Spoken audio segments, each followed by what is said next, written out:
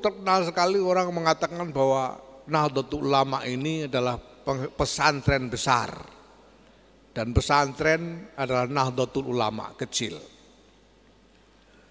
Maka persis wujud peran kiai-kiai seperti yang saya gambarkan tadi itulah yang harus diproyeksikan ke dalam peran Nahdlatul Ulama. Kalau dulu kiai-kiai pribadi yang menjalankan peran riayatul ummah itu, maka sekarang peran itu harus dijalankan harus mampu dijalankan oleh jam'iyah.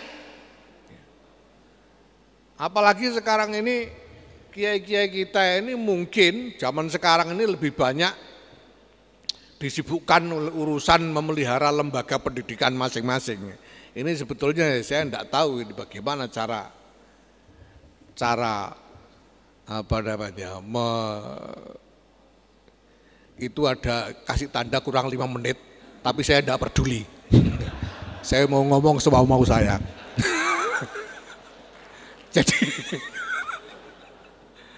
Jadi sekarang ini saya tidak tahu bagaimana cara mencerna keadaan ini. Apakah ini lebih baik atau merupakan kemerosotan? Kita tahu bahwa sekarang kiai-kiai besar kita kemudian juga kebesarannya terproyeksi ke dalam lembaga pesantrennya. Sehingga pesantrennya juga menjadi besar, menjadi lembaga-lembaga yang besar. Dan itu menimbulkan kesibukan, menyita energi para kiai ini, sehingga seringkali waktu untuk engage, untuk bergulat dengan umat ini menjadi berkurang karena kesibukan lembaga itu. Apalagi kalau kebutuhannya jadi macam-macam sehingga sibuk mencari nafkahnya. Maka dulu ada proposal berkeliaran segala macam ini karena itu. Nah, tapi ini kondisi real. Kondisi real. Ini memang ya mungkin satu perkembangan yang tidak terelakkan dengan pesantren-pesantren kita. Nah,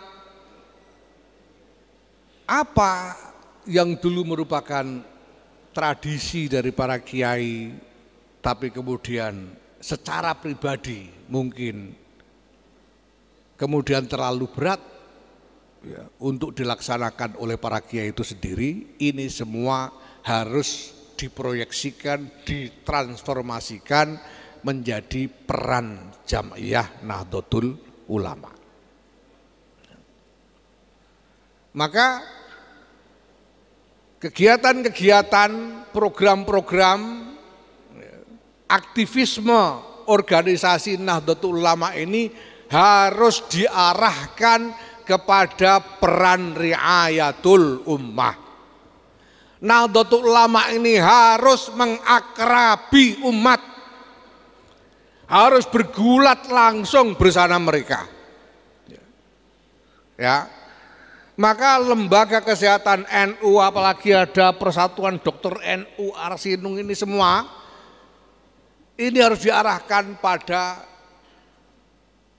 mendampingi umat, mengawani umat, merawat umat. Kalau sekarang dikatakan ada harokah kesehatan, harokahnya itu adalah harokah untuk riayatul ummah, bukan untuk nyalonkan presiden atau calon presiden. Awas kalau rekomendasinya aja begituan, saya bubarkan semua nanti. Tidak boleh. Riayatul ummah ini yang penting.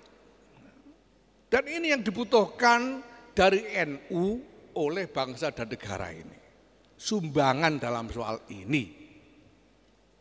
Negara ini tidak butuh NU ikut-ikutan rebutan ini itu tidak butuh. Negara ini butuh bantuannya NU. Kalau soal kesehatan, pelayanan untuk rakyat, Ya, itu kan tanggung jawabnya Pak Menteri, bukan tanggung jawab kita.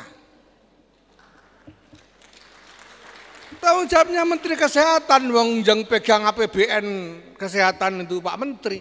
Kita tidak dibagai.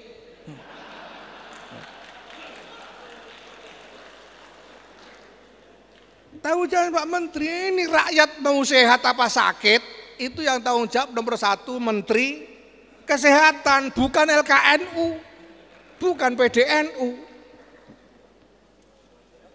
Nah lalu apa yang akan dilakukan oleh NU ini? NU ini membantu supaya tanggung jawab pemerintah ini bisa terlaksana secara lebih baik, lebih tepat sasaran, lebih bisa dinikmati secara langsung oleh warga masyarakat kita seluruhnya. Ini yang dibutuhkan oleh negara.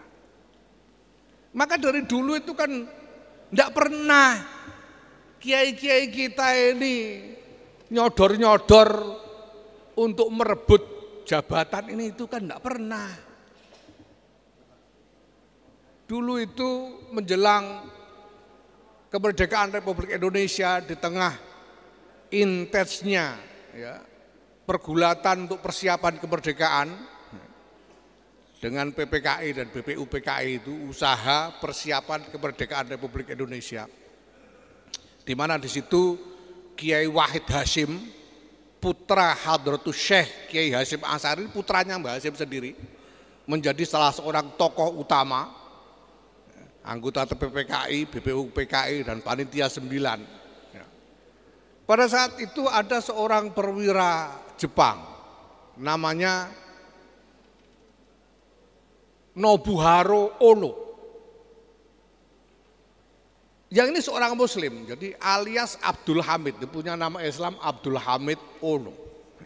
Mungkin ini masih satu klan dengan istrinya John Lennon, The Beatles itu ya, Yoko Ono itu. Ini Nobuhiro Ono, alias Abdul Hamid. Abdul Hamid ini nanya kepada Kiai Hasyim waktu itu, Kiai, kalau nanti Indonesia sudah merdeka betul, siapa menurut Kiai yang pantas memimpin negara yang baru lahir itu?